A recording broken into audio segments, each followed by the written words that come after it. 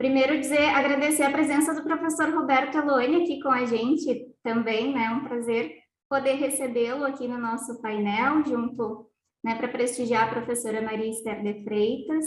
Então, uma boa tarde a todos e todas. Primeiro, eu gostaria de agradecer a ANPAD, também ao nosso comitê científico, né, que aceitou a nossa proposta aqui do tema 15 para trazer essa discussão sobre mobilidade, interculturalidade e diversidade para a nossa divisão aqui de GPR. Então, eu sou a professora Laura Scherer, da Unipampa, junto com as minhas colegas Aline e a professora Janaína, que também vão se apresentar. Nós somos as líderes do tema 15, que fala sobre trabalho e mobilidades, fronteiras globais, tecnológicas e sociais, e nós nos unimos em função dos nossos temas de pesquisa em comum sobre expatriação, migração, interculturalidade, diversidade também, né? Então, temos a professora Maria Esther aí como uma referência das nossas pesquisas, e a ideia da proposta do nosso painel é essa. Então, mobilidade, interculturalidade e diversidade, entrelaçamentos conceituais e práticos nas organizações e na sociedade. Passo a palavra para a Aline. Então, boa tarde, é uma satisfação termos a presença de vocês aqui, professor Roberto Eloane, que foi o nosso painelista também, de área, obrigada pela sua presença. Quero também, em nome do nosso grupo, agradecer a professora Maria Esther de Freitas pelo aceite do nosso convite, né? É uma honra imensa ter você aqui, ainda que nesse formato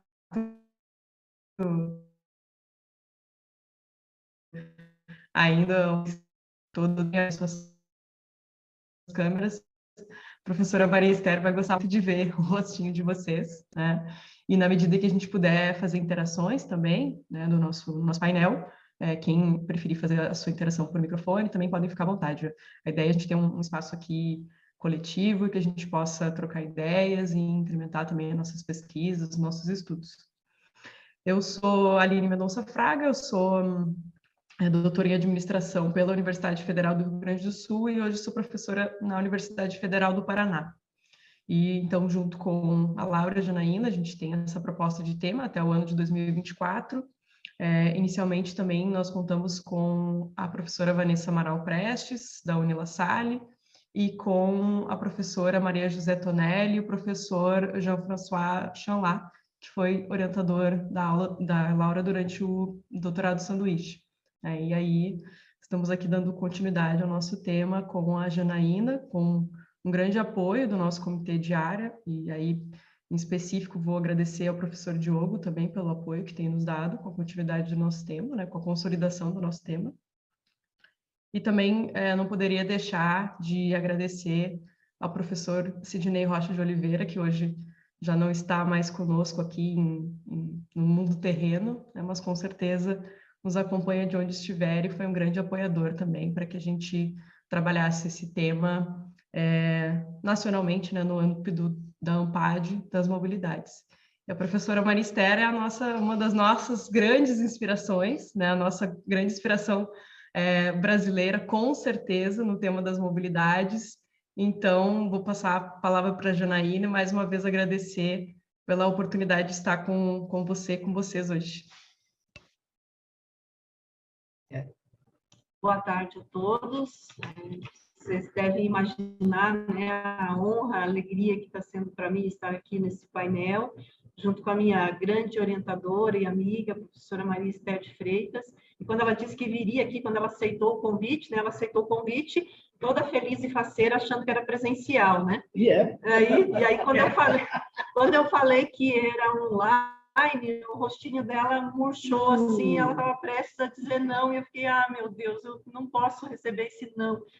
Mas aí ela rapidamente, mas eu vou até ir então, mas alguma coisa física, né, eu tenho que estar perto. Então vem para cá, ou a gente vai para a sua cidade. Não, então eu vou aí, Uberlândia vai se transformar na capital do ENAMPAD.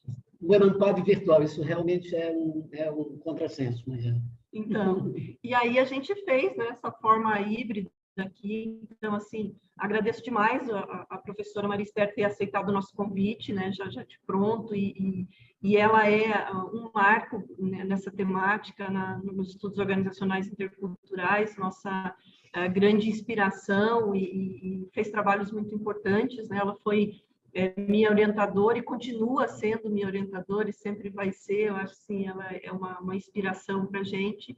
Eu acho que a gente tem aí, quando vai falar de mobilidade, de interculturalidade, muitos nomes mundo afora, todos com sua importância, sua trajetória, mas quando a gente fala no mundo das organizações aqui no Brasil, na área de administração especificamente, a professora Maria Esther teve essa questão de ser a precursora, de abrir caminho e da forma sua sempre muito generosa, distribuindo seus conhecimentos, chamando mais pessoas para trabalhar com as diferentes temáticas, e, obviamente, com a mente brilhante que ela tem, ela não ficou só na temática intercultural, ela trabalhou tantos outros temas também importantes, como o professor Eloane bem lembrou aqui, a questão de assédio moral e sexual.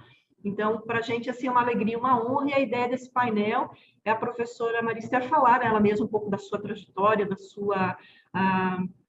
da sua experiência, da sua vivência com a questão das mobilidades, interculturalidade, diversidade, e fazer, com a fala dela, mais um momento de aprendizado, de reflexão. E a minha ideia, da Laura e da Aline, é tentar usar o menos possível o espaço aqui, para deixar que a professora Maria Esther possa falar, e depois a gente vai abrir para perguntas, para comentários, porque eu acho que esse é um momento muito rico do Enampate, e a gente tem que aproveitar. Então, eu vou deixar a tela mais voltada para ela, porque é ela que tem que brilhar, e eu vou fazendo o meu trabalho aqui de bastidores. Um bom painel para nós. Boa tarde a todos, é um prazer gigante estar aqui com vocês. E, apesar de que eu senti uma certa frustração quando ela me disse, eu disse assim, e afinal de contas, eu já tinha dito ok, quando ela me convidou, mas aí eu perguntei assim, e afinal de contas o Enampare vai ser aonde? Eu disse, não, por conta da pandemia, ainda no ano passado, a gente não sabia direito, vai ser virtual. Eu disse, bom, ok, fazer qualquer coisa a gente tem que... Né? Aí eu digo, tudo bem, então eu vou para Uberlândia, a gente faz uma capital nacional do virtual aí, só para, né, a gente deixar bem marcado.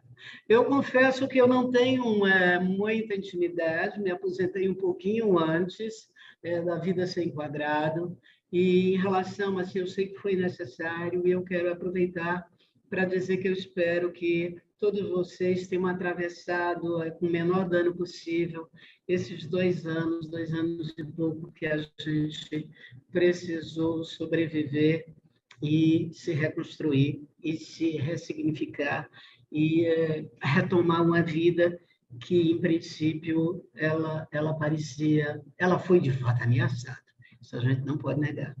E somos todos sobreviventes. E a gente tem que ser grato a isso e tem que lembrar disso com generosidade nessa retomada de rumo. Né? Então, assim, eu fico muito feliz de estar aqui junto com vocês. Agradeço enormemente a Janaína por ter pensado em mim, ela e o Carlos são um xodó, e o Eloane é um xodó muito mais antigo, portanto, né? Nem compara, né, cara? Né? Puxa vida. E vocês são xodórios novos, porque todos vocês fazem parte desse grande sistema que tem a ver, quem hoje é aluno, amanhã será professor e terá as suas próprias encrencas e as suas próprias histórias.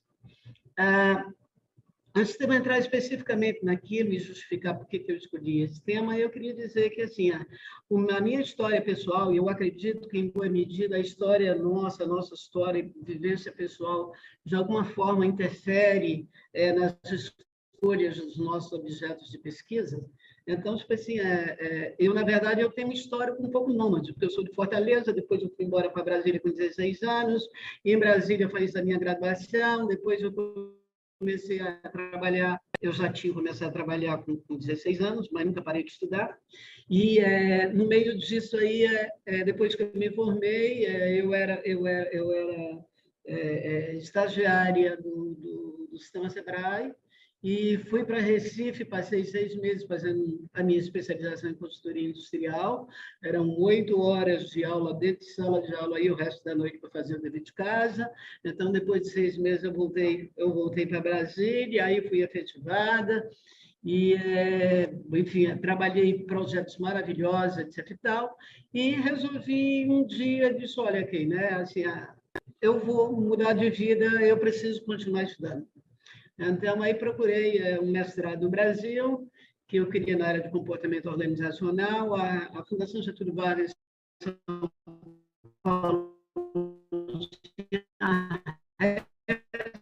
tem criado esta área de concentração, e aí, em 85, eu comecei. Durante o processo do mestrado, aí eu participei do intercâmbio na New York University, fiquei lá 5 meses.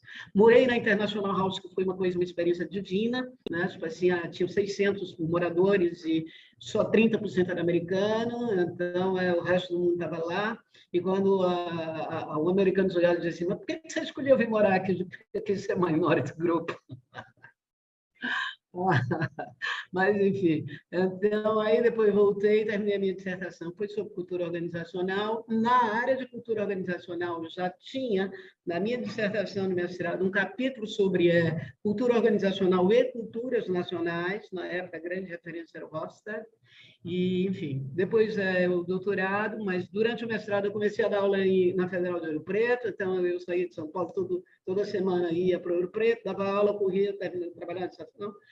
Depois pintou o concurso aqui na Federal de Uberlândia, daí eu mudei de São Paulo para cá, eu continuei fazendo doutorado em São Paulo, então aí o caminhão era o inverso, eu morava aqui, pegava o busão e ia para São Paulo, e ok, depois pintou o concurso de São Paulo, eu digo, agora eu vou voltar para o meu útero acadêmico, e aí foi. Chegando lá, aí pintou uma oportunidade, e a escola me convidou para...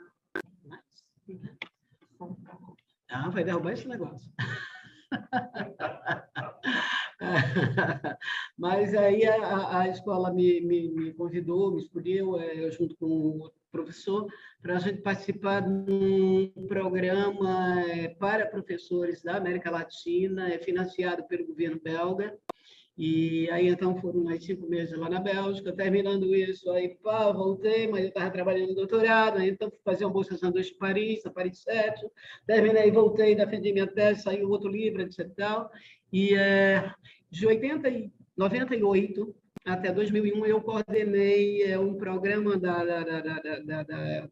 GV São Paulo com a HEC, École des Hautes Études Commerciales de Paris, e então a gente ficava 2 meses com alunos nossos do México, da Argentina, professores franceses, etc. Então, isso também foi uma experiência intercultural muito interessante. Foi nessa época que eu comecei a uma busca, digamos, mais direcionada para a questão intercultural, que não tinha exatamente esse nome ainda, né? Então, assim, você tinha algumas pistas relacionadas com expatriação, mas não era um campo consolidado. Isso entrava na área dos recursos humanos internacional, e a preocupação era basicamente para fazer com que o expatriado fosse um sucesso, mas era tudo do ponto de vista de ele cumprir a função da empresa. E isso me chamou a atenção, que o expatriado era um sujeito em que ele era tratado como um objeto, não de estudo, né?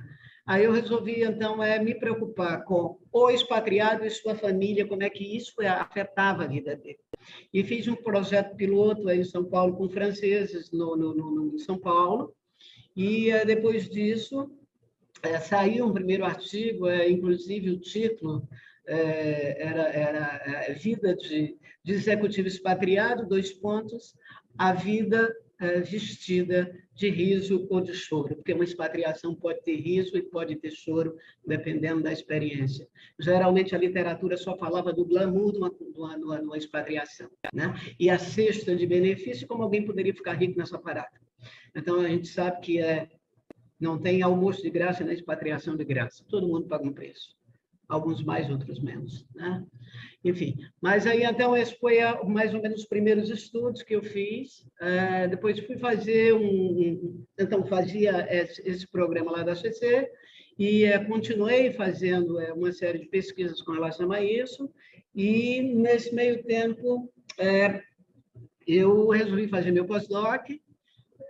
Devo dizer que primeiro eu tentei ir para a Antártida para fazer com os pesquisadores lá, mas ninguém quis administrador fazendo que ir na Antártida.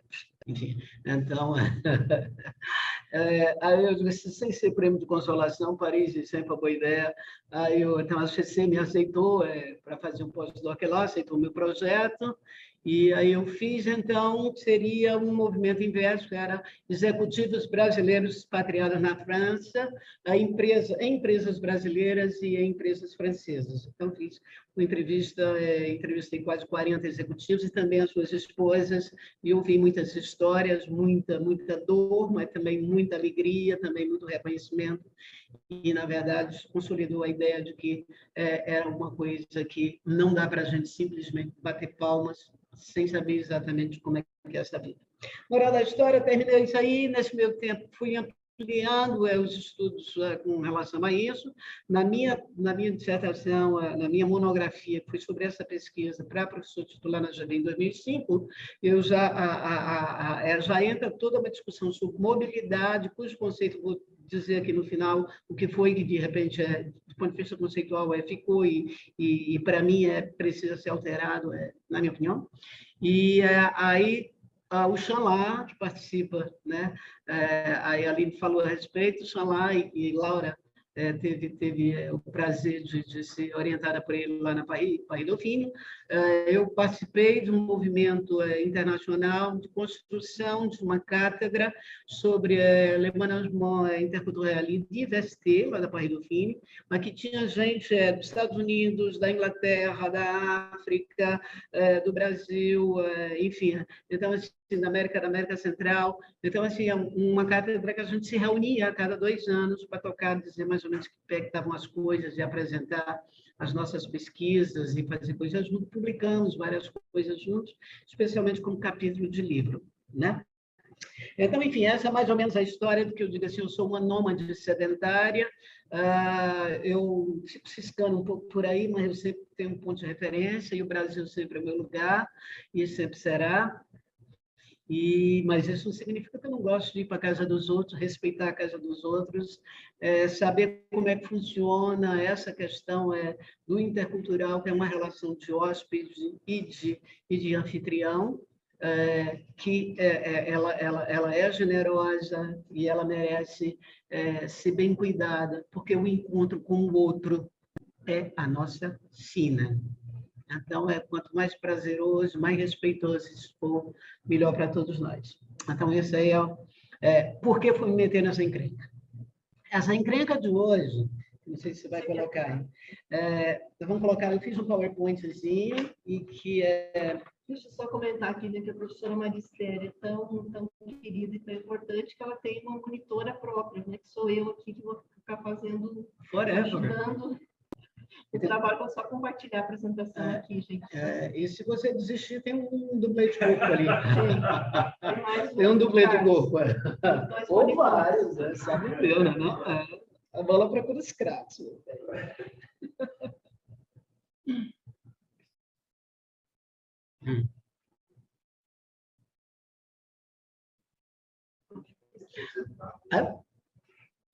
Então, quando Janaína me convidou para fazer uma apresentação aqui no painel sobre a questão da mobilidade, interculturalidade e diversidade, que eu chamei de MID, para ficar mais fácil, eu fiquei me perguntando de que forma que eu poderia contribuir com o campo, trazendo alguma coisa que não tivesse ainda sido colocada, nem aqui e nem para meus colegas internacionais.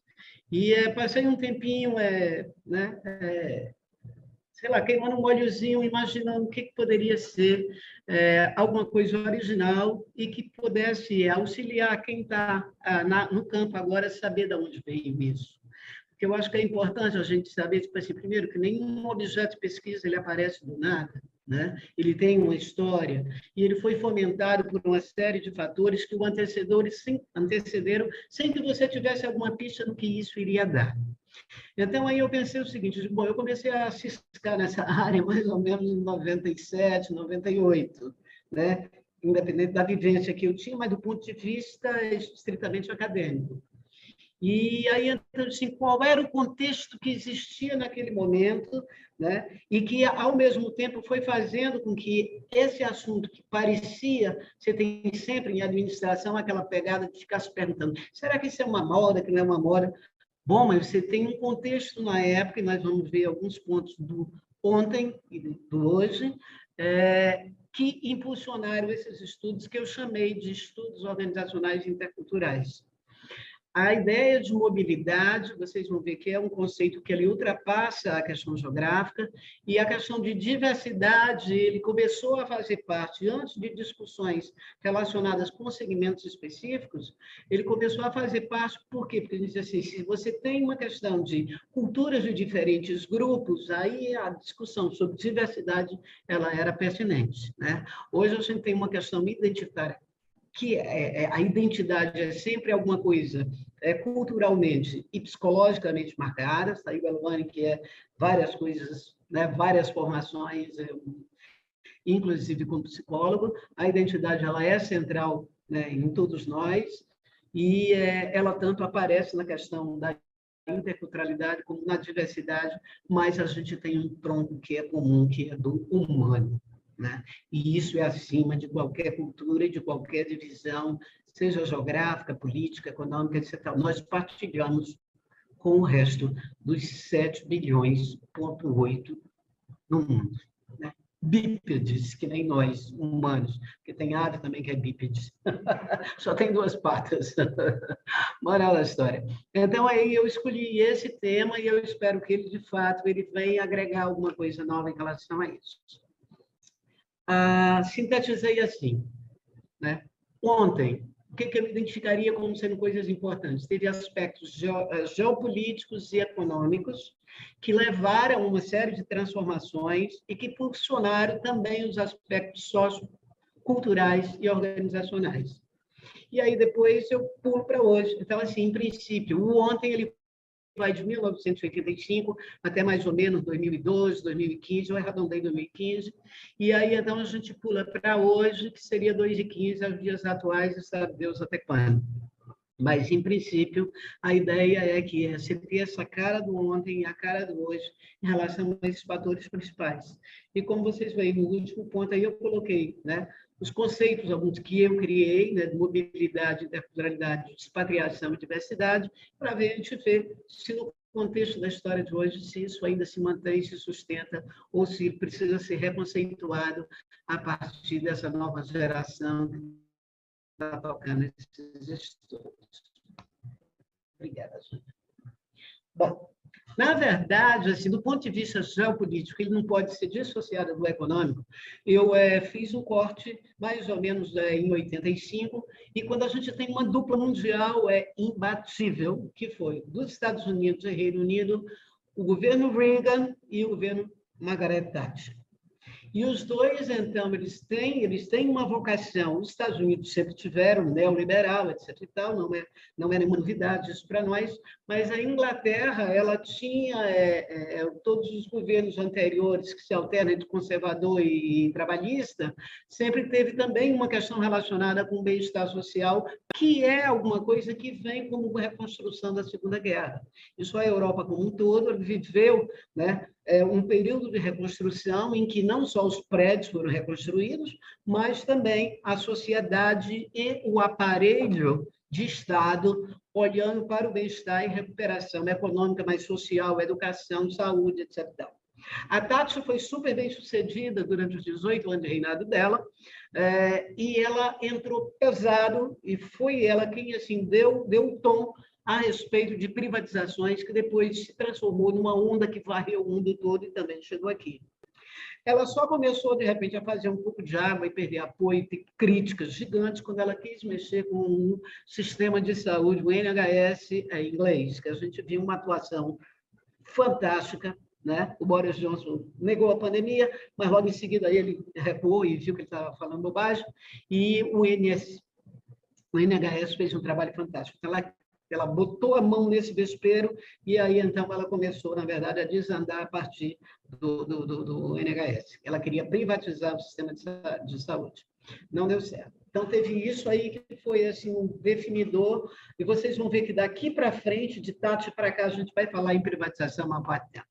A Europa, no começo dos anos 90, mas oficialmente em 1992, o Tratado de Maastricht une 12 países, e a partir daí se começa a falar em cidadão europeu, em moeda comum, além de outras coisas. Diferente de outras tentativas, que era basicamente um processo relacionado com a questão tarifária, a Europa ela tinha uma vocação e uma vontade de longa data de se reunir em torno de um grande guarda-chuva que preservasse a Europa, a paz. Então, assim, a paz ele é um mote central na questão da fundação da Comunidade Europeia. Chama Comunidade Europeia e depois União Europeia. Então, 12 países que hoje são 27, mesmo com a saída que nós vamos falar depois, né, a saída da Inglaterra. Nesse meio tempo, a partir de 85, começa um processo de esfacelamento da ex-União Soviética, da União Soviética na época. Né? São 15 países que estão em torno daquele projeto da foice do Machado, da foice do martelo, e um homem que chega central em relação a isso, Gorbachev, e que o Putin hoje diz que foi um baita de um traidor, né, da União socialista, e que ele mostra a vocação de tentar reconstruir pelo menos uma parte daquele império. Que a gente sabe em que pé está dando as coisas, várias guerras pequenas que foram colocadas ali, no momento a gente vive uma guerra que também não é pequena, e não existe guerra pequena mesmo entre um bairro e uma outra, nunca a guerra é coisa pequena, né? Bom, então, de um lado, então, a gente tem a privatização da taxa, a gente tem o Tratado de Maastricht, o cidadão europeu e o euro, aí a gente tem o esfacelamento e a era Gorbachev, com 2 programas principais. A perestroika, que é do ponto de vista de relacionado estrutural, né, de mudar a estrutura da economia e assim do planejamento que era centralizado no Partido Comunista, e a Glasnost, que teria a ver com a questão de uma abertura maior da sociedade, a liberdade de imprensa, que ainda é meio torta, mas, enfim, é melhor do que era antes, porque você levava logo uma bala na cara, mas agora você já pode falar e talvez seja só preso, de vez em quando envenenado, mas, enfim, o número é muito menor do que era antigamente, né? O número está morrendo de rir. Bom, do lado de cá, nós somos realmente muito modestos, apesar de sermos um grande continente, um continente separado apenas por 2 idiomas e 2 colonizadores, mas, no final das contas, a gente conseguiu um arremedo de alguma coisa aí, o Mercosul, que no começo era só com 4 países, e até hoje é 4 mais 1, porque a Venezuela ainda tem restrições por conta do sistema político deles, e bababá e tudo mais. O Brasil e a Argentina conseguiram, durante muito tempo, trabalhar basicamente a questão tarifária. Quando você pega, de repente, Brasil, Uruguai, Paraguai e Argentina, os arranjos enormes, assim, ficou muito mais... o arranjo, né? Acabou ficando muito mais bilateral do que, de fato. Então, assim, houve uma abertura de fronteira do pessoal vir para cá, mas não houve imigração, como houve, por exemplo... a gente vê depois assim na Europa, ou então entre os países do leste, um outro tipo de coisa. Nesse meio tempo, a Alemanha era separada e ninguém podia chegar perto, né, um do lado e do outro. De vez em quando, as famílias ricas da Alemanha Oriental se encontravam na Hungria com o resto dos parentes que estavam no Ocidental, mas isso era para quem tinha muito dinheiro. O Helmut Kohl, ele era o primeiro-ministro, que ele tinha uma grande vontade de ver a Europa unificada e, acima de tudo, a Alemanha, né? As duas em uma, voltar a ser o que eles eram. Ele fez um serviço, foi realmente um baita de um estadista, e ele conseguiu, com todo esforço, mesmo que no primeiro momento tivesse aquela discussão de Alemanha de primeira e de segunda classe, mas hoje em dia isso já está basicamente tudo bem pacificado, e a economia ela se diversificou você teve um grande avanço industrial, né, do lado que antes ele basicamente era o pedaço pobre de tudo, né?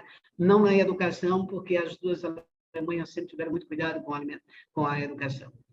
Bom, aí um outro grande fator que vai, de repente, impactar enormemente esse período, a guerra ao terror. O Afeganistão teve duas ocupações, a Rússia, né, e a americana, depois Talibã, aquela coisa toda. O Iraque teve duas guerras, uma do Bush pai e uma do Bush filho, que não ia deixar por dentro, a gente tinha que ter a guerra dele. Então, inventou aquela história lá das armas de destruição em massa, foi lá, invadiu tudo de novo, etc. Bom, e, obviamente, aí um evento que o mundo inteiro pasme, que teve, sem dúvida, impactos gigantes no mundo, na questão da segurança, na questão das parcerias, na questão do turismo, na questão da imigração, que foi, né, a destruição das Torres Gêmeas.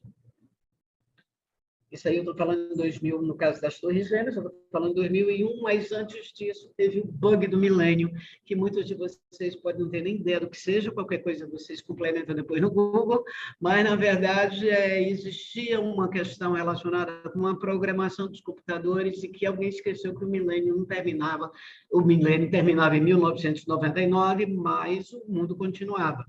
Então, essa história, assim, o milênio sempre parecia um troço longe, nunca não se programou, os computadores não tinham sido programados e o grande medo era se ele, por conta própria, depois de 99, ele voltaria para 1900 ou se ele iria virar 2000. Moral da história, pesquisadores do mundo inteiro, alguns anos antes, já em 5, se deu conta, começou um processo de pesquisa para tentar ver como é que resolvia esse bug do milênio.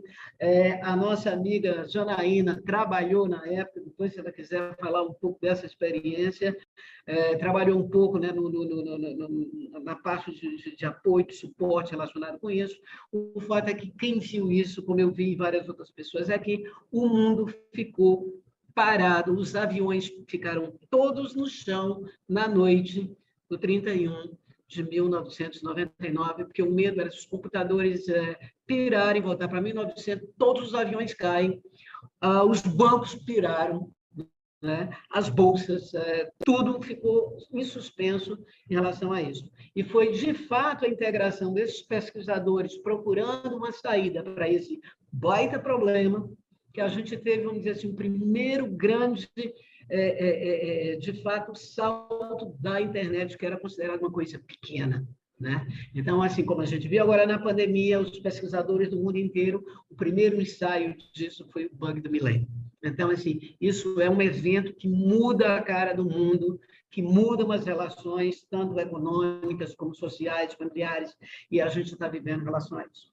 Bom, nesse meio tempo começou todo um processo que era extremamente incentivado e valorizado de organizações multilaterais, não só a ONU, mas todos os outros organismos e as malditas antes, digamos, ONGs que nem Greenpeace, que nem Médicos Sem Fronteira, nunca foi maldito, mas nessa hora ganha uma grande projeção. Já se tinha um modelo da Cruz Vermelha que remonta ao final dos anos 1800, mas, a partir daí, uma série de órgãos de controle ao comércio, de controle à imigração, de controle e tudo mais, com acordos mundiais. Então, o multilateralismo, fazer parte dos órgãos multilaterais, passou a ser um grande lance.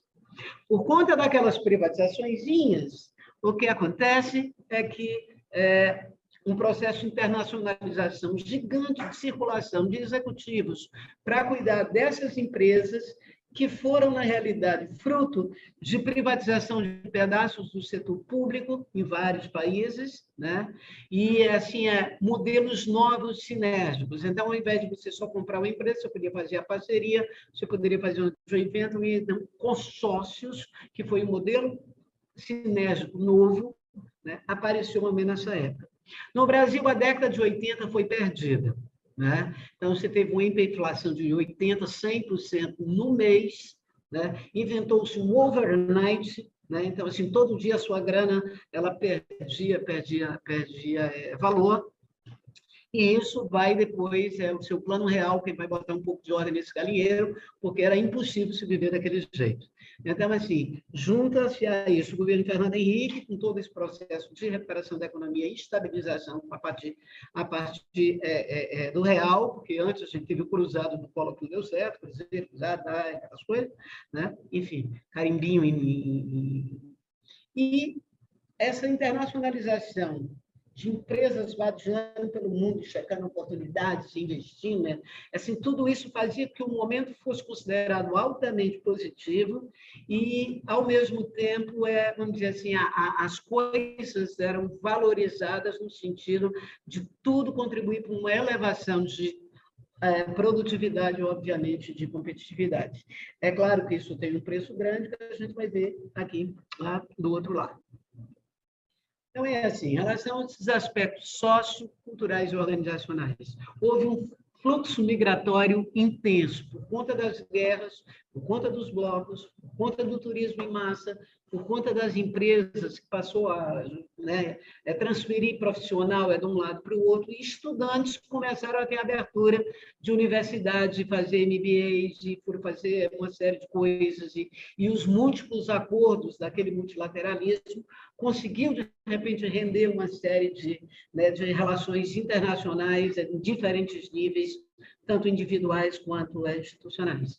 Os direitos humanos, nesse meio tempo, começaram a ser cada vez mais questionados nas sociedades mais fechadas e mais desiguais e mais injustas, como a nossa, e aí acabou-se, nesse meio tempo, dando origem a uma série de medidas, como, por exemplo, o Estatuto do Idoso, o Estatuto da Criança e do Adolescente, a discussão sobre cotas, programas de ação afirmativa, isso tudo vem nesse bolo, nada disso é perfeito, mas foi o começo, mais ou menos, da história. No vocabulário, ele começa a incluir palavras que até então não existiam, como tolerância, diversidade, desigualdade, identidade, código de ética, que não era de ética, era uma coisa muito menor, mas era um códigozinho de conduta de empresa, para não chamar você de feio, né? Não gostei do seu cabelo, essas coisas que, obviamente, não se deve dizer, mas era mais ou menos nesse nível. Com o aumento da competição e a história de empregabilidade na cara de cada um de nós, a ideia era: você tem todo dia que justificar o seu emprego.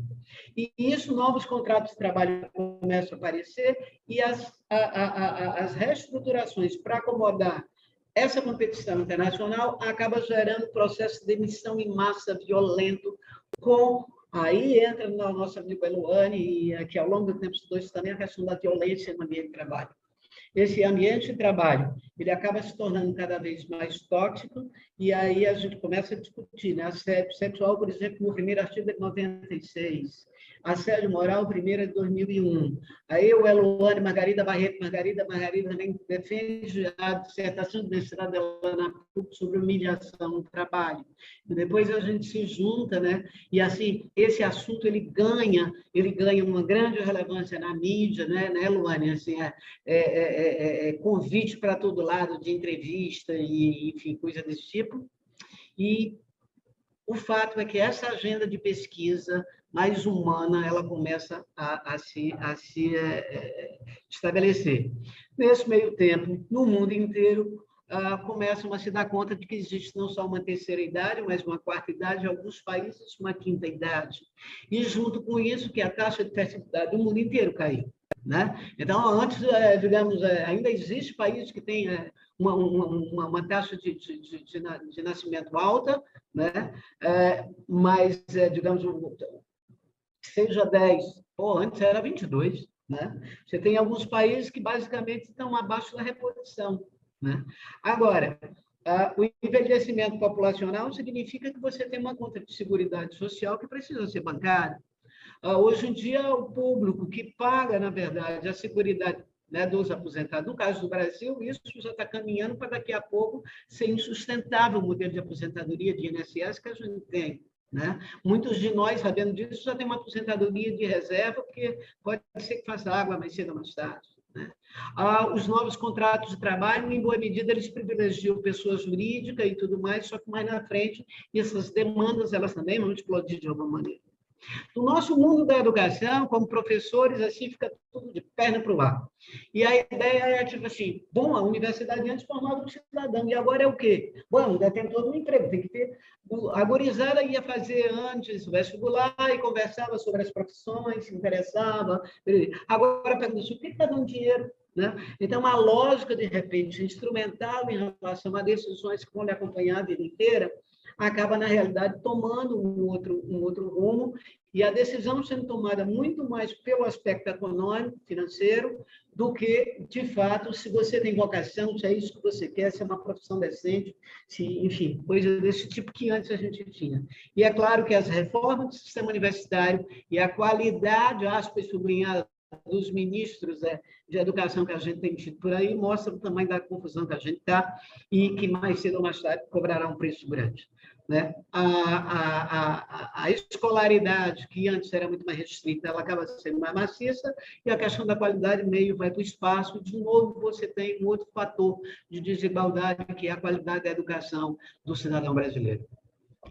Bom, em relação a esse conjunto de respostas, o que você tem, na realidade, que a gente poderia dizer como consequência, é um imperativo intercultural, ou seja, você vai ter que interagir com gente de outras culturas, pessoas que têm um outro background, pessoas que, na verdade, elas moram em outros lugares. Né? Se você não for no outro canto, o outro vem a você.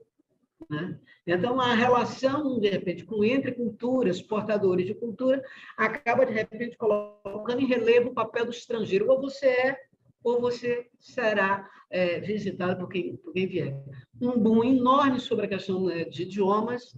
A ideia que, inclusive, eu levanto lá naquele trabalho de 2005, o nomadismo não só de pessoas, mas o nomadismo de organizações. Né? Você quer falar? Não entendi, fiz assim. Ali, não.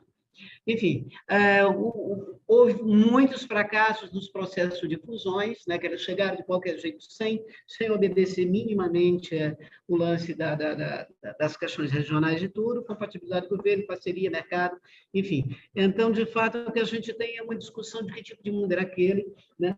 Um mundo, na verdade, que depois começou a ser chamado de plural, sociedade plural, ou de redes, ou de fluxo, ou o Bauman chamou de sociedade líquida. Né? Vamos embora. Moral da história. Em que pé que nós estamos hoje aqui do ponto de vista geopolítico? Lembra lá da Thatcher? Então, aquelas coisas todas. De lá para cá, houve uma mudança gigantesca, que então os Estados Unidos era o dono do pedaço junto com... Né? Mas o que a gente tem nesse momento é uma reconfiguração do poder geopolítico. O Ocidente, aos poucos, não é que está passando por boa vontade o cetro para a Ásia, mas tem que reconhecer que, por exemplo, a Ásia hoje é um baita grande player, seja a China, a Índia, acabaram de firmar no Pacífico uma grande organização de cooperação, que é a OCX, né? A Organização de Cooperação do Xangai, e se a gente pega só China e Índia, eles têm 3 bilhões de pessoas dos 7,8 no mundo. Ninguém pode dizer que isso é irrelevante, vai passar, só fingir que não existe. Né? E vem com tudo, porque o dragão só começou a piscar os olhos. As guerras continuaram. Então, tem guerra de todo tipo. Guerra do terror, separatista, religiosa, étnica, e essa mais recente aí em processo, a Rússia e a Ucrânia. Você tem o Oriente Médio sempre, tem guerra, aquelas bandas lá, a Sérvia continua, né? Enfim, a Síria, aliás. Né? Então, os impactos mundiais nesse processo de... Né?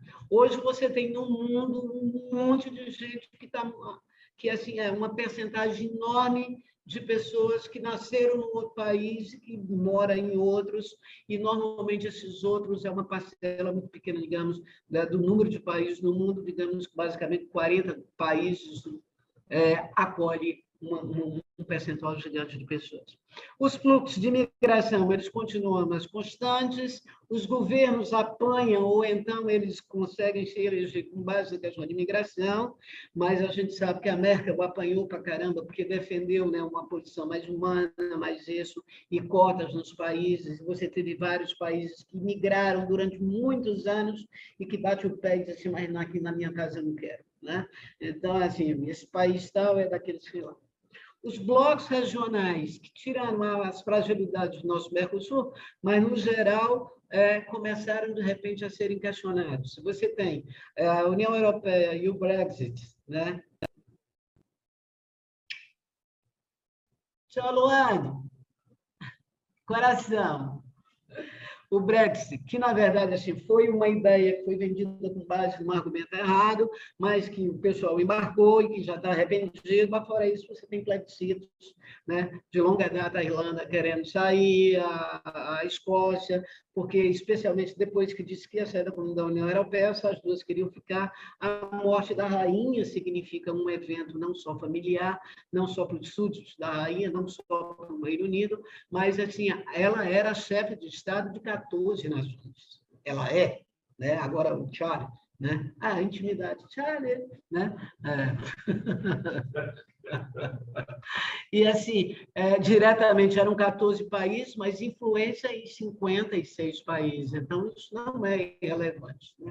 O nosso Mercosul, que mal das pernas daí para pior, e tem stand-by lá na União Europeia para ver se dava uma melhoradinha e tinha um reforço, mas a questão ambiental é um problema, um nó cego, e cada vez mais nós vamos ficar de joelho em cima do milho, se não apanhar na cara nos próximos anos.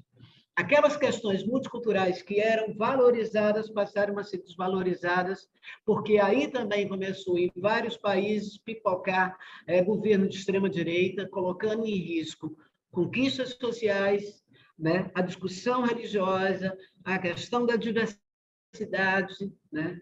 E uma série de outros direitos que, em princípio, já estavam muito bem encaminhados, né? A agenda climática, que, em princípio, teve o acordo do Rock in Rio, né?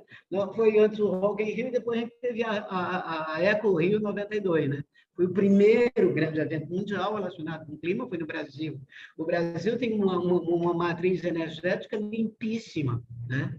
Mas, ao mesmo tempo, a Amazônia, tido pulmão do mundo, está cada vez mais tossindo feio, né? Então, isso é uma coisa.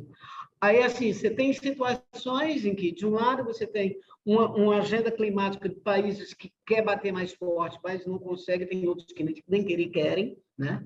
Mas o nosso comprador do agronegócio e tudo mais, cada vez mais impõe leis restritivas, e um projeto que está para ser discutido agora é proibir, que saiu na imprensa há 2 semanas atrás, o projeto que vai ser votado e tem muito apoio no Parlamento Europeu, que é a respeito de proibir de todo tipo importação de países que não respeitam as metas ou a questão climática, que tenha as mãos sujas, a alma suja e todo o resto. Bom, quando aquela Rússia caiu, na verdade, toda a vida a ideia era se falar, e a música é a internacional socialista. O que a gente viu de lá para cá foi uma internacional capitalista. Não tem comunismo mais no mundo. Alguém dizer que a China é comunista, você está queimando óleo. Tem um partido comunista que centraliza uma série de coisas, mas vai me dizer que a China, vendendo e comprando o mundo todo, aquilo lá é uma ação, é um escândalo. Por favor, me poupe. Eu estive em Moscou em 2010, na cidade de Moscou, a construção do centro empresarial parecia uma nova Dubai, né? Eu disse, puxa, isso aqui é o Kremlin, ó, tchau, perdeu, né? Tudo vermelhinho, etc. Então, mas dá uma olhada nesse troço, né? Então, dizer que tem comunismo aí na parada realmente é, né? O que acontece, não só por conta da pandemia, mas em função de uma série de coisas, o fato de que está tendo, né, uma desaceleração do crescimento do mundo. Então, no ano passado, em 2011, o ano passado era 6,2% o crescimento mundial do PIB. Nesse ano, 22 não está aí, foi de 3,2%, e em 2023, 2,9%. Isso significa um monte de coisa. Vocês devem ver o tempo inteiro que em muitos países está com um problema brabíssimo de mão de obra, né? Vagas que não são preenchidas. Os Estados Unidos, isso é do dia 13/9, não botei aí, 13/9, portanto, foi bem ali, né? Saiu um dado na Folha de São Paulo que era nos Estados Unidos, tinha 11.200.000 vagas e tinha 5,2 mil candidatos. Então, assim, né? Você pode ter gente desempregada, teve gente que depois que pegou, depois da pandemia, não quis voltar, teve gente que foi demitido, não quis voltar, teve gente que foi descobrir outras coisas, enfim. E, por outro lado, a gente tem, naquele envelhecimento populacional, a gente tem, então, um declínio populacional, que é a redução do número de filhos. Qual é a forma de você tentar reverter isso? Conseguir convencer o mundo a parir de novo, vai ser difícil. A mulher, né, diminuir, ela está no mercado de trabalho, então, cada vez mais, a ideia é que ela tenha apoios para ela ter uma vida profissional e, ao mesmo tempo, né, a gente sabe que por enquanto, o parto ainda é uma coisa da mulher, você convidar uma imigração mais maciça para suprir a mão de obra local, elevar a idade da aposentadoria, que é isso mais ou menos que todo mundo está fazendo, os sindicatos que já estão pela beira da morte, não conseguem defender mais nada, né? Então, uma ideia, de repente, que se você vai viver 90 anos, você se aposentar com 70 é muito ruim, né? Enfim.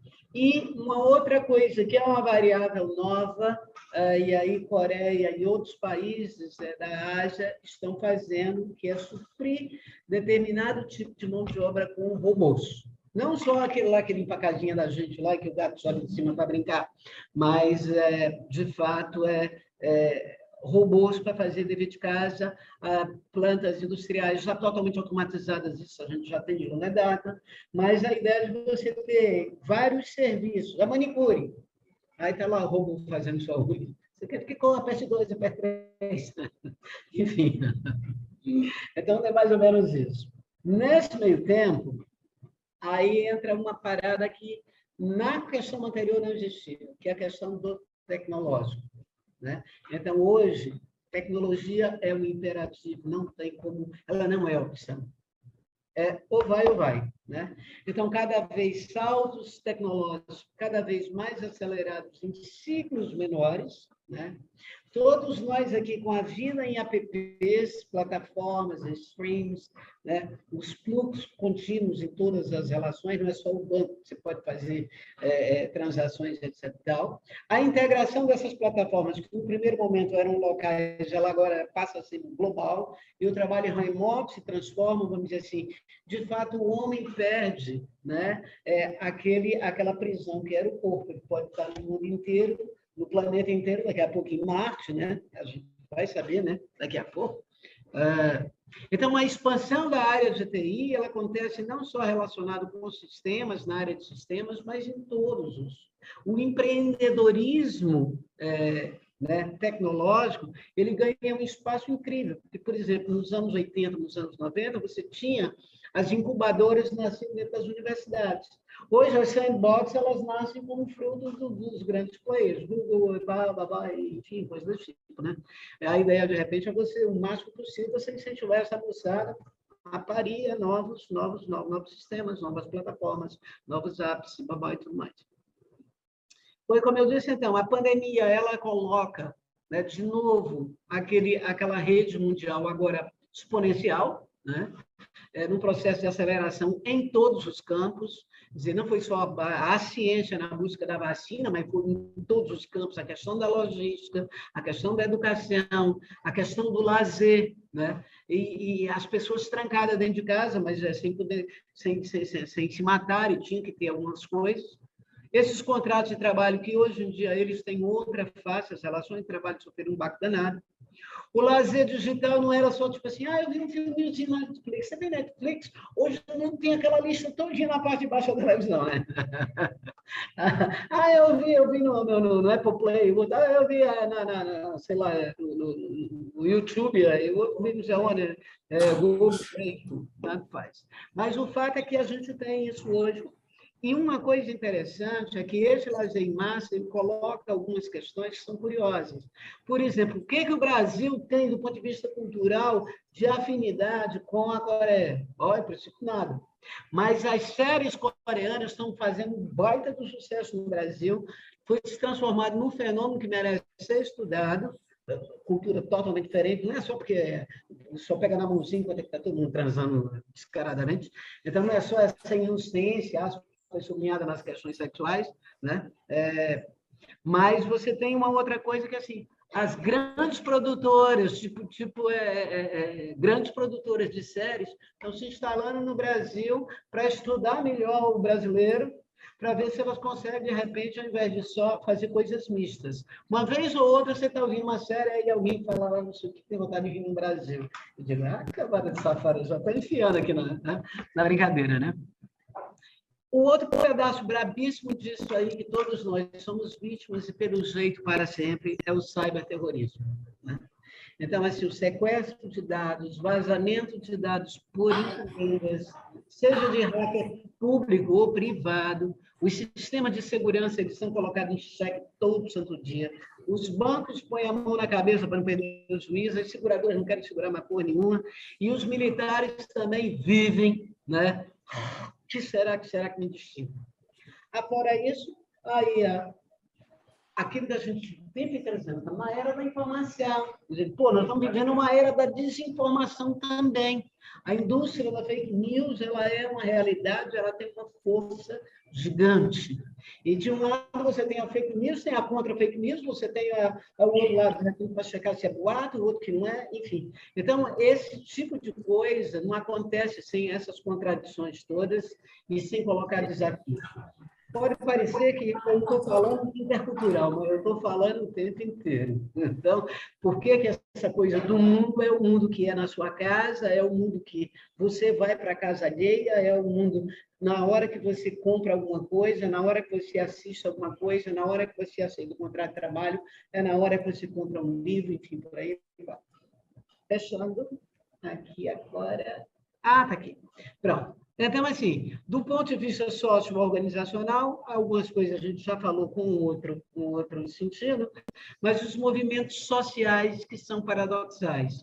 Nós temos grupos identitários, inclusive com suporte legal, né, estabelecidos, reconhecidos, etc., mas, ao mesmo tempo, um acirramento de racismo, uma discriminação descarada em relação a uma série de coisas, sexismos que, de vez em quando, você consegue acabar com o mandato de um cara, um CEO consegue, de repente, perder o emprego, etc., mas ainda assim essa coisa ainda está muito em ebulição, assim, qual é o papel, o respeito em relação às questões de gênero, etc. Ameaça às comunidades tradicionais, quer dizer, outro dia morreu o último índio da última tribo, etc., e ninguém lembrou dele. A Folha de São Paulo até comentou assim, morreu o último índio daquela tribo, mas todo mundo sabe da morte da rainha. Então, assim, são coisas que nos doem muito, e essas ausências, essas omissões, como cidadãos, nós pagaremos caro por elas um dia, né? E aí, por outro lado, você também tem uma mobilização social e política gigante desses grupos, inclusive uma mobilização política e humanitária mundial, né? Assim, corre o mundo, os abaixo-assinados contra isso, contra aquilo e tudo mais. E isso faz com que nós, de fato, nessas horas, a gente seja cidadão solidário mundial em relação ao outro que não está parte da gente. Bom, aí você tem a turma do a favor e a turma contra, a questão ambiental, o climática e tudo. E a criação de falsos dilemas. Se você tem que ser sustentável ecologicamente, mas aí a gente não vai mais produzir alimentos. Nós somos, no caso do Brasil, nós somos o alimentador do mundo. O mundo vai passar fome se a gente não, o agronegócio. E em nome disso aí, dá-lhe trator, dá-lhe queimada, dá-lhe tudo, né? Se você for brincar de ser sustentável, você, na verdade, vai ter que desempregar gente, né? Ou então, a energia vai ter que pagar o pato, você não vai ter o seu conforto, né? Como é que você vai ter o seu carro, como é que você vai ter o seu foguete privado, seu helicóptero, né? Todo mundo tem helicóptero, todo mundo tem carro, todo mundo tem seu foguete. Então, como vocês vão ter isso tudo? Imagina, se tiver que, né, não tocar fogo na Amazônia. Bora. Bom, essas relações de trabalho que eu já falei antes, né, elas, na verdade, acabam colocando em discussão não só o local, mas a noção de controle, de hierarquia, de desempenho, né? O que é um desempenho hoje em dia, quando você está num sistema como esse, né? Enfim.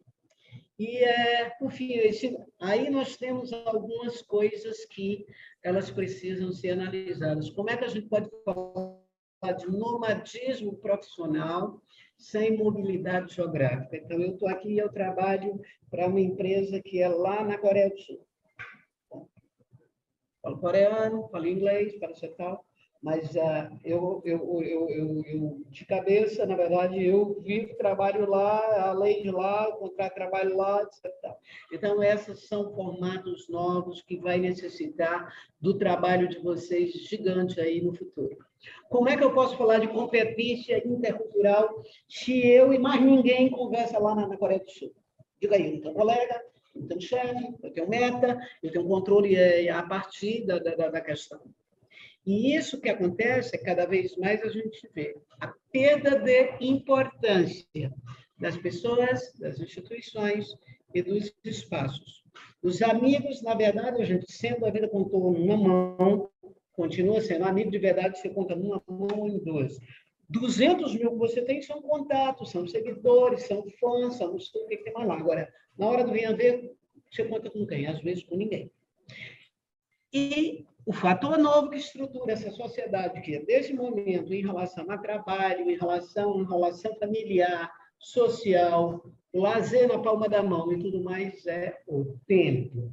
Então, agora, a gente não está falando simplesmente o tempo, ele se transforma num amigo ou no inimigo de cada um, dependendo da maneira como a gente organiza a nossa agenda, os nossos contatos, as nossas relações, até o sexo tem que ser, de repente, não sei, vai ver que não dá.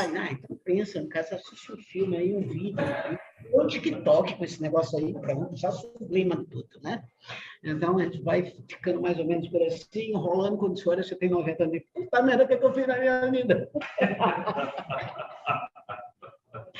Então, assim, esses, em princípio, são os pontos principais do que eu vi com relação a esse contexto, nesses quase 40 anos que eu tenho me inserido nessa área. E eu acredito que essa coisa de contexto, de produção nesse momento, pode servir para alavancar a pesquisa no futuro. Aqui foi falado conceitos e desafios, aí eu quero saber de vocês. Querem abrir agora para alguma coisa ou a gente faz dos conceitos e os desafios, e vocês aí da área de mais gênero, mais diversidade, mais intercultural, aí vocês entram aí para complementar. Na minha visão, tem coisas que realmente, conceitualmente, precisam mudar. Mas tem outras que eu acho que elas continuam iguais. Mobilidade. Mobilidade, para mim, desde que eu comecei a estudar esse lance, eu conceituei mobilidade como sendo a disposição interior à aprendizagem e abertura às mudanças constantes. Então, mobilidade é muito mais a ver com uma questão cognitiva e de abertura ao outro e aos conhecimentos, aos novos saberes, do que você simplesmente se deslocar geograficamente. Se você se desloca geograficamente, claro, você tem posição do contexto, mas a sua disposição em aprender, tem pessoas que viajam o mundo e não saem do seu quarto, porque vai ficar no mesmo tipo de hotel que está acostumado, vai pedir um cardápio internacional que ele pode comer em Nova York, no Japão, tudo igual, etc. Ou então leva o seu miojo para comer lá, né? Enfim, coisa desse tipo. A ideia é você não se confrontar com a noção de você ser um estrangeiro. Na maior parte das vezes, a gente vai nos outros, encontra com os outros, na casa dos outros, a gente diz assim, nossa, esse povo aqui é muito estranho. Fala sério. Isso não existe, né? Eu vou lá na Coreia e digo, esse povo aqui é muito esquisito. O esquisito sou eu, né? Eu sou esquisito. Lá eu não sou esquisito, né? Então, assim, ali, inclusive, né, naquela pesquisa lá de 2005, eu começo um questionamento que me parece que é cada vez mais pertinente, é a ideia, né, de assim, se a mobilidade é ou não um capital simbólico. Né? Então, aí pegando uma deixa lá, né, do Bourdieu, que trabalhou capital cultural, né, capital simbólico, etc. Tal. No caso, aí que se referia ao mundo das artes, o mundo da educação, e eu coloco ali para uma questão da mobilidade, tal como entendida como isso, como sendo né? Agora, o desafio aí que sobra a bola para vocês, nesse caso da mobilidade, é exatamente como é que vai se lidar, o que vai acontecer, ou como vocês vão pesquisar esses profissionais cyber nômades. Isso também eu botei esse nome aí agora, né? Então, que não tem deslocamento físico, que as organizações são estruturadas em forma de células. Pode parecer uma coisa chata que eu vou dizer, mas nas estruturas organizacionais conhecidas, a gente não tinha um modelo celular e foram os terroristas quem criaram esse troço. Então, se a gente lembrar das torres, tinha uma célula que saía de Boston, uma outra que saía não sei de onde, uma outra não sei aonde, e cada uma delas, se fosse desativada, o projeto da outra ele ia continuar, né? Então, assim, o fato de ter sido usado não quer dizer que as empresas hoje em dia não estejam usando esse tipo de coisa. Começa uma operação num canto, você tem um projeto lá, contrata a pessoa do mundo para cuidar disso aí, na hora que desativa, ok, se você for o caso, você se transfere para outra, então vai mais longe, né? Então, assim, são organizações temporárias ou projetos, né? Você tem uma figura que, de repente, eu saio do Brasil, isso é um caso, né? Ou vou para alguns locais que eu estou chamando de países dormitórios. Então, eu saio daqui, e é uma realidade em Portugal, uma realidade na Irlanda, uma realidade, né, na República Tcheca, né? Temos amigos lá, etc., que eles saem do Brasil porque ele tem um determinado atributo, no caso, ou falar bem inglês, ou francês, ou seja lá o que for, e ele vai trabalhar para empresas de outros países, não daquele que ele foi, né? Então, o nosso amigo que foi aluno dessa escola aqui, ele está hoje em dia na República Tcheca, e ele foi escolhido exatamente porque o francês dele é impecável, e ele foi socializado em francês, por toda a família também, etc. E tal, e pronto. E aí o Alex, então, está lá trabalhando para uma série de outros países, não tem nada a ver. Se ele não quiser interagir com ninguém e aprender tcheco, conviver lá, ele pode viver a vida dele dentro da redoma, só com os contatos. E aí, nessa história, é que entra outra parada. A ideia é que a interculturalidade, ela foi, quando eu construí o conceito, era a interação entre portadores de diferentes culturas para construir alguma coisa junto. Janaína é da Argentina, eu sou do Brasil, Carlos é dos Estados Unidos, a gente se junta e aí assim, a gente constrói alguma coisa, levando em consideração o que nós temos de semelhantes de um compromisso com o projeto, mas também o jeito que cada um é, né? Então, a ideia é que você tem relações nesse formato, né? Você tinha relações pessoais fundamentais, de comunicação, negociação, as pessoas tinham que se adaptar, elas tinham que se integrar para produzir alguma coisa junto. Aí vem a novidade. No presencial, naquilo que a gente estava fazendo junto, as pessoas eram empoderadas com o conhecimento que elas adquiriam um com o outro. No mundo virtual, você empodera a tecnologia. São os sistemas, as plataformas e os limites que são dados a partir disso. Normalmente, você tem uma questão de tempo, tem um uso de satélite, tem um peso, né, de preço de transmissão de dados, e, no final das contas, as questões têm que ser objetivas, e, por favor, né, para de enrolar aí, encher linguiça e pai e tudo mais, esse negócio de ficar falando de futebol, nada a ver, né? Cafezinho, pô, qual é? Né? Enfim, então, você tem alguma coisa que você pergunta, à medida em que, no virtual, que tende a ser o predominante, daqui para frente, em relação a uma série de relações, qual é o lugar do outro na nossa vida, né? E que, claramente, o outro, ele sempre foi fundamental, estrutural na relação de interculturalidade. Então, isso aqui fica para o futuro, para vocês verem essa discussão e como é que isso vai rolar. Aí nós temos aqui, diversidade. Uma de vocês, ou as duas, ou as três, vão ter que responder esse negócio.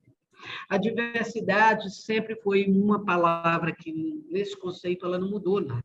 Ela é, na verdade, a variedade do ser humano, né, e do apresentar-se humano, ou a vida em geral, seja biológica, mineral, enfim, em relação a todos os elementos, é a variedade de alguma coisa, continua sendo. Quando a gente está se referindo à diversidade, né, do ponto de vista humano, a gente está falando de camadas, de ordens, porque nenhum ser humano é uma coisa só, né? Então, é aquele caso, né, por exemplo, assim, digamos, no mundo, independente de entrar na discussão mais recente aí, se sexo é um marcador, se não é, etc. Vamos fazer de conta que é. Meninos têm pipi e meninas têm pipia, enfim, então ponto, né? Metade do mundo tem uma coisa e metade tem a outra, pronto. Macho e fêmea, acabou-se, né? Eventualmente, você tem uma interseção no meio lá com a hermafrodita, mas é um número muito pequeno. Então, tem sexos diferentes. Então, em princípio, você tem ser humano. Depois divide em dois gêneros, dois, né? Atributos sexuais biológicos. Isso aí você pode mudar com cirurgia, mas, em princípio, é isso aí. Quem habita lá dentro, se tem compatibilidade ou não, essa é outra discussão. Mas, fisicamente, é dado lá pelo design, né? Então, assim, então você tem um mundo, você tem metade, metade. Depois você tem essas metades habitam continentes, um é europeu, o outro é oceânico, o outro é norte-americano, o outro sul-americano. Então você tem uma outra camada grande que ela é geográfica do continente. Nesse continente você tem um regional, eu sou do Nordeste, o outro é do Sul. Né? Depois você tem a do Ceará. O que é esse negócio piano aqui? O passarinho me assistia. Alguém está com o microfone ligado. Enfim. Bom, então aí o que você acaba tendo é que assim, você tem uma certa ordem, que é do maior para o menor. A gente aprendeu isso em teoria dos sistemas.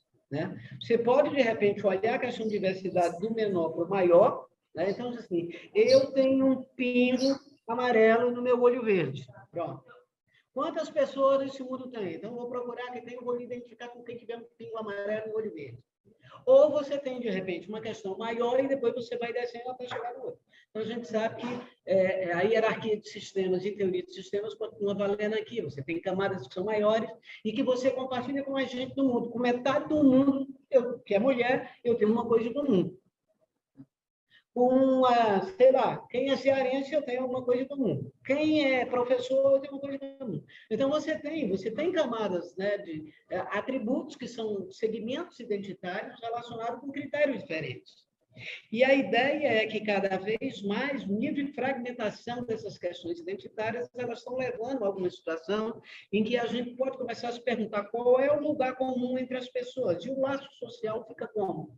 Porque eu, cada vou mais, eu sou o mínimo do mínimo, do mínimo, do mínimo. Então, eu só falo com um grupo que tem o mínimo do mínimo, do mínimo. Então, assim, existe uma sociedade, existe um laço social que nos une, existe alguma coisa que é comum. Porque de vez em quando a gente não pensa nisso. Existe um projeto coletivo de vida, de país, para todos nós, de profissão, enfim, seja lá do que for. Então, às vezes, que aí é uma fala da filósofa e psicanalista francesa Elisabeth Ionesco, né, que ela chama de derivas identitárias. E a pergunta outra que eu faço é, que toda vez, assim, quando você quer excluir o outro, você precisa assim, porque o meu lugar de fala... moça, pode falar, então, que está naquele lugar de fala. Agora, por favor, uma sociedade que foi escravizada com isso, com aquilo, e tudo mais, que hoje em dia você tem uma escravidão moderna, que se dá por conta de salário, de favela, de falta de acesso, por conta de tudo, uma desigualdade brutal. Agora, eu não posso falar porque eu não tenho uma pele negra. Bom, mas eu sou parda. Não, você é parda, mas não é preta, preta, preta. Bom, não sou. E daí, eu, como sociedade, não posso falar também, porque eu não sou parte dela. Então, assim, é meio complicado esse negócio, né? Porque eu vivo nesse mundo social. Nós vivemos. Então, eu acho que, às vezes, o grande desafio agora é a gente respeitar essas identidades grupais, etc. e tal, mas sem perder de vista que nós temos uma coisa grande em comum, não só como ser humano, não só como brasileiro, não só como professor, não só como aluno, não só como residente no local assim, assado, né? Mas o lugar de fala, quando eu digo assim, o meu lugar de fala é esse. Eu estou excluindo você ou eu estou me excluindo? Só pode falar de uma determinada coisa quem está naquela coisa. E o que a gente aprendeu como acadêmico? O que a gente aprende como acadêmico? Que a gente tem o direito, tem a obrigação e tem a possibilidade, a potencialidade de estudar qualquer assunto. Qualquer assunto, desde que você defina a metodologia, que você defina o objetivo, todo aquele projeto que os alunos odeiam fazer, responder aquelas perguntinhas, né? Desde que você faça aquilo lá e que você coloque os parâmetros que serão avaliados em relação aos seus achados, você pode discutir qualquer coisa. Então, por favor. Então, essa questão da diversidade, ela merece dar uma resposta a esse tipo de problema, né? Que cada vez mais isso vai se agravar. E na questão de expatriação, que eu já comentei antes, eu vou só dizer, confirmar aquilo que eu já disse antes. Eu acho que cabe a vocês, e você, Janaína, eu considero Janaína minha herdeira, digamos, em relação à discussão da expatriação, de interculturalidade. E, obviamente, você hoje tem um grupo muito maior de colegas discutindo essa coisa toda do que eu tive. Eu, praticamente, em relação a esse tema no Brasil, em relação a outros também, eu fiquei falando com as paredes. Mas, infelizmente, eu conseguia quebrar as paredes, eu ia lá para fora e conversava nos congressos com meus amigos internacionais, etc. E eu via que eu não estava queimando óleo. Não, queimava óleo para alguém aqui. Mas, foda-se, vou escrever. Escrevia, apresentava no congresso, assim, olha, daí a pouco diz, nossa, você escreveu isso em 1990. Então tá. Então, a ideia é que a questão de expatriação, com todas essas modificações, a gente claramente, nós temos, então, uma expatriação que não tem deslocamento geográfico, que é a condição sine qua non, ia para uma unidade específica, né, de uma empresa daqui, que você estava aqui, você ia, sei lá, para a unidade daquela empresa num outro país, então não tem mais unidade específica. Você saía daqui com um contrato de trabalho determinado, pelo menos por 4 ou 5 anos, não tem mais contrato nenhum. E você tinha uma equipe que você ia se integrar lá no novo projeto, etc. Mas agora não tem projeto, é tudo volátil, a equipe é volátil, você está lá pelo tempo que a célula for conveniente para a célula e depois mandar para qualquer lugar. Então, o nome disso aí da expatriação, então vai ter que entrar expatriação como sendo uma outra coisa, inclusive levar em consideração esses cybernômades aí com os contratos e a vida nos países dormitórios, que ele não precisa interagir com absolutamente ninguém que está do lado. Mas, fundamentalmente, que tanto em relação à diversidade, em relação à interculturalidade, em relação à mobilidade, que a gente nunca perca de vista que um ser humano, ele, como disse um dia um executivo meu, ele disse, olha, chorar a gente pode chorar sozinho, mas para rir você precisa do outro. Eu nunca esqueci essa frase. Então, assim, a gente precisa do outro para uma série de coisas. O outro é constitutivo de quem nós somos. Então, é isso aí. Obrigado.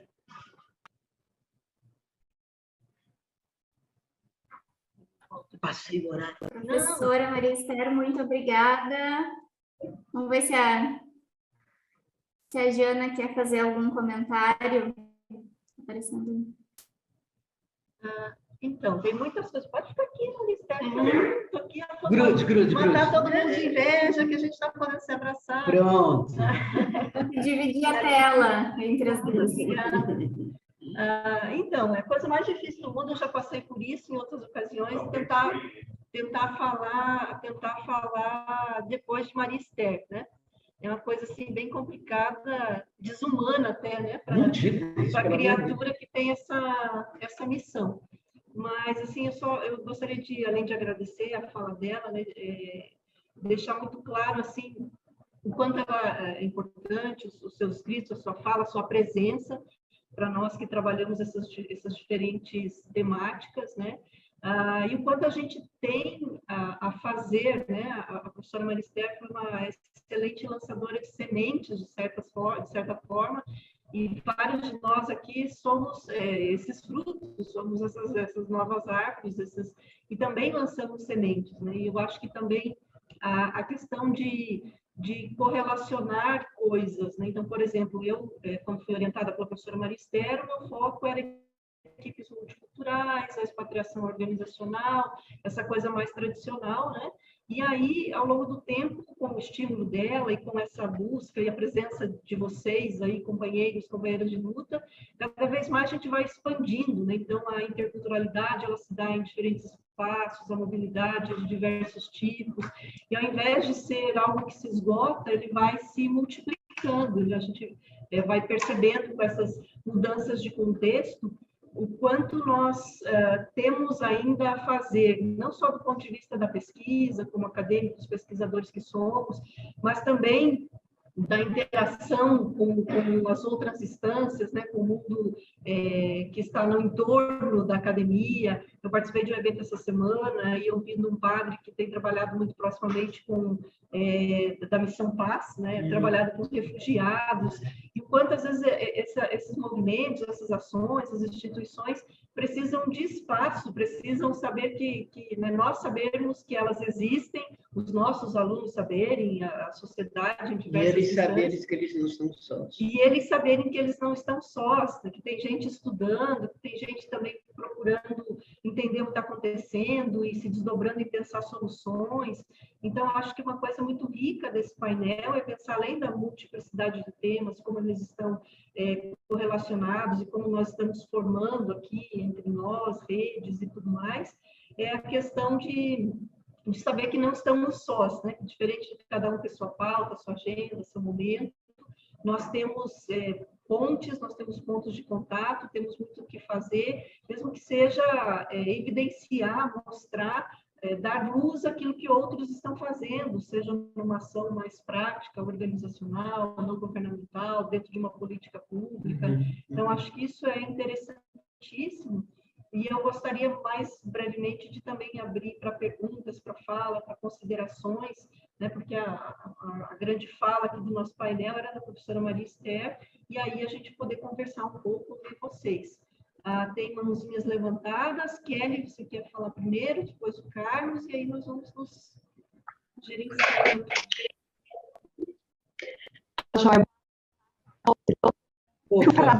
Ver, escutar e mais ainda ver Maria Esther. A última vez que a gente foi na EAS, lembra, Esther? Estava a roupa coincidentemente igual, a camisa ao tênis, um trem muito louco. E foi errado também, não dá para a gente conversar. Depois que eu pintei os cabelos de branco, o meu leitorado aumentou, foi. Tô no seu rastro, Esther, tô no seu rastro. Mas olha só, à medida que você foi falando, as coisas foram ocorrendo, e, obviamente, fazendo as conexões com né, meus atuais temas e objetos de pesquisa. Eu vou falar de pessoas como objetos, né? Mas, enfim, vamos lá. Então, o que eu queria te perguntar, Esther, é que, diante do que você colocou, e dessa minha atual pesquisa, já tem mais de uma década de trabalhando com jovens trabalhadores em situação de vulnerabilidade, ou seja, 2 marcos de diversidade, a questão etário geracional e também de classe. Nós estamos falando de jovens, de classes menos abastadas. A minha pergunta é a seguinte: com esse conceito de mobilidade que você nos apresentou hoje, e essa expatriação sem sair de casa, há esperanças mais inclusivas para esses jovens das camadas menos abastadas, ou, na sua perspectiva, isso vai justamente ampliar esse degrau, esse posto inclusivo para esses jovens? Eu queria te escutar um pouquinho sobre isso. Obrigada. O Kelly estava falhando um pouquinho, mas eu acho que eu peguei a ideia geral. Olha, assim, o que eu posso lhe dizer? Que, infelizmente, para nós todos, o Brasil é um dos países mais desiguais e injustos do mundo, né? Não é que nós sejamos pobres, nós estamos sempre abaixo da 10ª economia do mundo, né? No entanto, quando se pega o índice de desenvolvimento humano, cada vez mais a gente só vai para o espaço, né? Então, assim, na verdade, o carente, as populações mais carentes, nesse momento, tem gente que não tem fome, não tem o que comer, né? Tem 33,2 milhões de pessoas passando fome no Brasil, num país que diz que alimenta o mundo, né? Então, assim, na verdade, nós somos carentes de tudo, de respeito, inclusive, e de óculos para enxergar, e de mente, de coração. Então, assim, né? Ao invés de uma coisa específica, eu acho que a gente falta governo, falta plano para esse país, falta desenvolvimento, falta a ideia de cidadania, sabe? Nós somos carentes de tudo, inclusive de comida e de casa, e de oportunidade, e de educação, e de respeito, e por aí mais. Então, assim, é difícil, porque responder a sua pergunta, porque são tantas carências ao mesmo tempo que elas se sobrepõem, que você não sabe qual é a mais, né? Não sabe qual é aquela que, em princípio, traria outras como dependentes. No longo prazo, a gente sabe que, primeiro, você tem que estar vivo, tanto de saúde. 2, você tem que se educar, senão você não arruma emprego. 3, você não sei o quê. Sim, mas como é que a gente ultrapassa essa fase que, cada vez mais, essas coisas parecem que só são um futuro que não se realiza? Eu confesso que eu não saberia responder para você do ponto de vista disso, mas eu sei ainda que nós temos alguns instrumentos, né?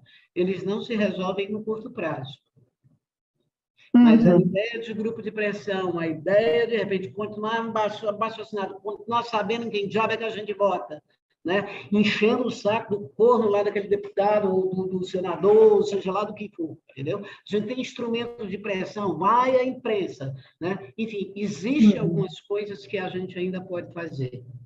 Você e eu, e aqui todo mundo aqui como professor em potencial ou já exercido, né? A gente tem uma responsabilidade e uma condição de fato de, junto com os nossos alunos, absurda, né? Não mascarar o tamanho do buraco que a gente está. Não é que a gente seja pessimista. Não. A realidade é horrorosa. Para muita gente. Então, tem uma série que, no caso, quando você pega uma área, você, na verdade, está falando de coisas que acontecem no Brasil, todas elas acontecem no Brasil, e acontecem no meio do mundo. Então, tem uma generalidade aí, que, nesse caso, a gente está compartilhando com o resto do mundo. Mas tem uma parte dessas coisas que não são acessíveis para muita gente da população brasileira, que não consegue nem terminar o fundamental. O que a gente tem notado nas nossas pesquisas, Esther, é que eles conseguem subir um degrau em relação à escolaridade dos pais. Por geração, eles são jovens conseguem não só um degrau. que acabam sendo arrimos de família. Mas, ao mesmo tempo, será que não estão reproduzindo a mesma lógica num sistema educacional que também guarda certas perversidades? Como é que a gente muda isso? Tem hora ser otimista. Eu, nesse ponto, eu sou um pouco mais otimista do que você. Porque, assim, um degrau, a gente tem a impressão que o pai era analfabeto, a mãe é analfabeto, a criança só vai conseguir fazer o fundamental. Não, ela hoje termina a faculdade. A minha diarista, os 3 filhos estão terminando na faculdade. Ela não Exatamente. E ela construiu uma vida com muita luta, ela e o marido sendo diarista. É possível. Com um serviço de saúde, de posto, de UPS, de UPA, de não sei o quê, que deu respostas naquela época, dependendo do governo que você esteja. Mas eu concordo que você é uma baita de uma loteria que a gente, na maior parte das vezes, está entregue. Agora, quem pode ajudar quem está numa situação como essa somos nós que não estamos. São cidadãos como nós que temos acesso a coisas que a gente pode ajudar aqueles que não têm. Não é como, não é como esmola, não é como isso, é como apoio, é como briga, é como tomar partido em relação a exigir que o poder público que vive os nossos impostos, ele faça um bom uso dessa coisa. Porque nós ralamos 5 meses por ano só para pagar imposto. Quem não sonega? Isso deveria ser usado para que ninguém fosse no lixo buscar comida. Nos nossos microespaços, a gente tem tentado, nas instituições de formação profissional que a gente tem parceria de pesquisa, até aquela minha ida a São Paulo foi nesse sentido também, uma super coleta e tudo, mas esse lado da militância tem hora que é muito frustrante, mas... Eu não diria que são exatamente militantes. O militante, na maior parte das vezes, ele fala, mas ele não faz porra nenhuma. Ele gosta de subir no palanque, mas na hora do venha ver, ele vai, de repente, para manter o local de militante, ele não abre mão do discurso, mas ele não arregaça a manga para a prática. E quando ele tem que fazer alguma coisa, muitas das vezes, então, assim, eu não considero você uma militante, você, na prática, você faz aquilo que você diz. Eu realmente não tenho a palavra militante em boa. É um defeito meu, é isso. Uma proximidade com certas causas, vamos dizer assim. E dentro do nosso microespaço espaço. Exato. É tentar fazer o que é possível. Agindo. Obrigada, Esther. Obrigada, você está bem? A UFMG está tratando bem? Olha, a UFMG está tratando bem. Que Marlene não nos ouça nunca. Desculpe. É golpe. Mas daqui a uns dias fazer um discurso de minha apresentação, ela já sabe que ela está sob essa responsabilidade, porque ela é uma grande referência, minha grande formadora, e eu não podia escolher outra pessoa para me apresentar à diretoria, reitora. Então, vai ser massa. Esteja convidado, Esther. Beijo grande para você e para a moçada da UFMG. Deixa eu falar, porque senão o cara derruba nós, como derrubou a Kelly hoje cedo. Fala então tudo. Ela ficou indignada, estava falando comigo, ficou indignada. Acabou o nosso tempo. Então, Estezinha. Você viu aquilo? Eu tava Simplesmente derrubou a sala. Monitores da sala de agora, pelo amor de Deus, não façam isso. Foi muito deselegante. É muito cana, não? Estezinha, eu vou te fazer uma pergunta. Olhando essa questão da internet, da cybermobilidade, como seria a casa e a rua do Roberto Mata? Isso, na verdade, fica ela enfatiza. Já faz um bom tempo que o computador está do lado da cama. E já faz um bom tempo que a empresa pode entrar a qualquer hora, mesmo na hora que você está transando com sua esposa, com o seu parceiro, tanto faz. E assim, essa invasão no mundo da casa, a máquina ela já fez isso. E é claro que cada um de nós permite a vida deixar a tranqueira ligada. E a Siri enchendo o saco na hora que ela quer. Vá mesmo. Estou falando com você, já nem devia estar aqui. Né? Mas, enfim, estou lá captando você. Agora, de um lado isso. Outra coisa é a relação formal. E, assim, a pandemia mostrou, né, que o trabalho remoto, ele tem lá uma série de vantagens, blá, blá, blá, etc. e tal, mas ele tem algumas outras desvantagens. Uma delas é exatamente que você não tem mais espaço privado. Né? Achava bonitinho, o Gabeira está lá, etc. e tal, e o gato dele está lá brincando em cima da coisa. Não, o gato Gabeira nem escutava ele, porque o Gabeira estava lá. Assim, de um lado, você tem essa coisa do mundo privado que fica escancarado, né? Mesmo no pedaço que você quer. Tinha muita gente que ficava assim, botando o zoom para ver quanto que tinha naquela prateleira lá, dos livros das pessoas, né? Se era livro de verdade, se é livro de fachada, se é livro do coração, que é só um cartaz, né? Fazendo de conta que a pessoa leu, isso, vibrador no canto, qualquer coisa do tipo, uns negócios assim, Então, na verdade, essa invasão do privado, ela de fato, ela já acontece já há muito tempo, né? Agora, é verdade que as fronteiras elas deixam de, né? Porque em boa medida a nossa vida privada ela está cada vez mais e de uma maneira cada vez mais 100% e cada vez mais ela está a vida privada que se sacrifica em relação aos horários são dados, a nossa agenda ela é dada pelo time, o time que estrutura a nossa vida é o time de trabalho, é o time da obrigação. É o time no final. O nosso tempo... que se dane, não consegue dormir 2 horas, então vamos numa só. Então não durma. Vai lá, enche de café, seja lá do que for, mas você tem que estar ligado. E quando você está trabalhando nesse esquema relacionado, por exemplo, com um fuso horário inexistente, né? Você tem que dar resposta na hora. O cara está lá 12 horas daqui, 6 horas daqui, que se dane, você espere a hora. Então, assim... Entra uma nova instância de poder aí. Eu acho que não vai ter mais casa em rua, né, Paulo? Não tem, né? Não. O cara vai encher... a hora que ele encher a cara, vai ser no banheiro, para não aparecer em lugar nenhum. Querida Laura, obrigado. A palavra é tua. Deixa eu tirar minha mãozinha lá e vou sair. Obrigada, Carlos. Certo. Bom, primeiro, queria aproveitar aqui que a gente já está se encaminhando, né, para o final da sessão e dizer que foi um prazer escutá-la, professora Maria Esther. Acho que foi assim, a gente teve uma aula da história do mundo em 40 minutos, né? Então, Foi uma grande aula, assim, ainda com bastante bom humor, né, que a senhora consegue trazer para a gente poder refletir e entender, principalmente, esse conceito de mobilidade. E aí eu vou fazer uma reflexão, assim, do que eu venho, da minha trajetória, né, também como pesquisadora. Queria ver a sua opinião sobre isso. Eu vejo, assim, que na administração, o olhar para os estudos de expatriação, que foi o tema da minha dissertação de mestrado, ele veio muito com o enfoque teórico da interculturalidade, também muito em função dos seus estudos, de ter como referência os seus estudos aqui no Brasil.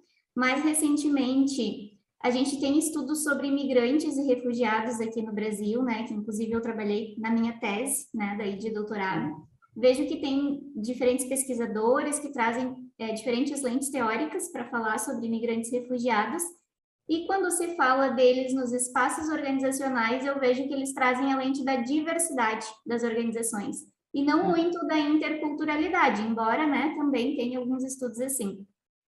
Mas me parece que quando a gente fala em mobilidade, e escutando, né, a mobilidade como um capital simbólico, me parece que esse conceito teórico de mobilidade consegue abranger tanto a expatriação, quanto a migração, quanto o refúgio, né? E aí a gente consegue problematizar as formas constitutivas desses diferentes cruzar fronteiras.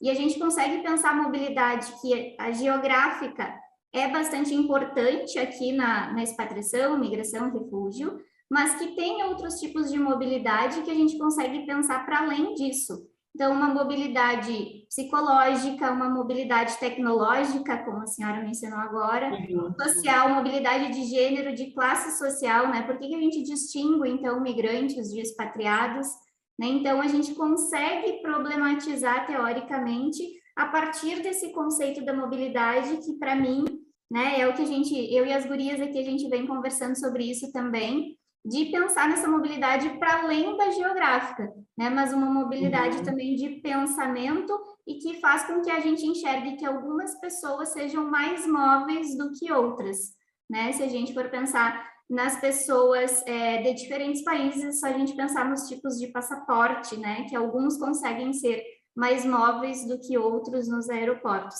Então, assim, queria ver os caminhos dessa perspectiva teórica da mobilidade para os estudos em ADM. Bom, eu vou começar dando um toque para você que assim na administração, e mesmo que ao longo do tempo imigração e vida profissional tenha tido uma grande relação e construção do desenvolvimento e participação na sociedade, integração, tudo isso tenha sido verdade. O fato é que a administração, vocês estão trazendo um tema, nós, de certa forma, estamos colocando esse tema como parte também de uma preocupação do mundo das organizações, porque até então ele era um privilégio, então uma espécie de monopólio, o refugiado e o imigrante da sociologia, né? E da demografia. Né? Então, assim, a geografia, a demografia e a sociologia basicamente davam conta, ou também, no caso, também incluía, dependendo da situação, né, a relações internacionais. Né? Mas o mundo das organizações, em princípio, a ideia é que, considerando o contrato formal de trabalho, etc. e tal, isso já chegava num ponto em que toda a situação anterior de recepção, de dar asilo, formalização, já estava dado, né? Mas eu concordo com você que essa situação ela precisa também entrar nesses estudos. E eu estou contando que, assim, olhando assim, quantas pessoas interessadas nesse debate, etc. Eu digo assim, eu fico muito feliz de ver que, de repente, aquela cimentinha que falou ela lá em 98, etc. Uma conversinha, digamos que não foi a conversinha de boteco, mas foi uma conversinha que eu formalizei, mas ninguém deu muita bola, que ela hoje em dia ela tenha tido essa repercussão e que hoje a gente enxergue que isso é parte de um mundo que é irreversível e que cada vez mais novos desafios e uma questão exponencial de abertura cada vez mais é necessária. E que, felizmente, nós temos uma moçada super jovem aí e um monte de alunos que escutam vocês e que vão arregaçar a manga e que, de repente, vão fazer um trabalho maravilhoso, se Deus quiser, construir um mundo melhor. A gente tem um desafio que não é trivial. Mas quer saber? Nós também não somos. Então, nós fizemos escolhas e a nossa escolha a gente tem compromisso com ela. Nós somos professores, nós somos acadêmicos. E a Rosinha que se dane, porque nós vamos bater em cima daquilo que for preciso. Tá não? Boa sorte para vocês. Oh. Amei estar aqui com vocês. Oh. Foi presencial. Olha a energia boa nossa. Muito 10 dias, 10 dias. Hã? 10 dias! Faltam 10 dias.